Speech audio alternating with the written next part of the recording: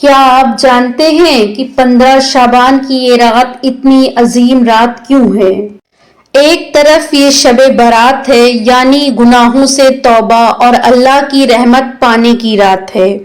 کائنات کی تاریخ میں کچھ راتیں عام نہیں ہوتی، بلکہ وہ تقدیر بدلنے کے لیے آتی ہیں۔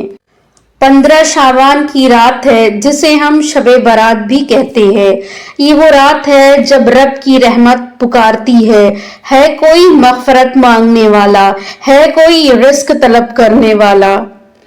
روایات کے مطابق اس رات اللہ تعالیٰ اپنے بندوں کے اگلے 1 سال کے رزق، زندگی، موت اور نصیب کے فیصلے فرماتا ہے۔ یہ رات توبہ اور گناہوں سے معافی مانگنے کے لیے مخصوص ہے۔ کہا جاتا ہے کہ اس رات میں اللہ تعالیٰ کی رحمت جوش میں ہوتی ہے اور وہ پکار کر کہتی ہے کہ ہے کوئی مغفرت مانگنے والا جسے میں معاف کر دوں۔ تو دوسری طرف یہی وہ مبارک رات ہے جب ہمارے امام زمانہ حضرت امام مہدی علیہ السلام کی ولادت ہوئی۔ 15 شعبان کی رات محض عبادت کی رات نہیں ہے، بلکہ کائنات کے منجی حضرت امام مہدی کی ولادت کا دن بھی ہے۔ آپ کی ولادت 255 ہجری میں عراق کے شہر سامرا میں ہوئی ہے۔ آپ کے والد گرامی امام حسن عسکری اور والدہ جناب نرجس خاتون ہیں۔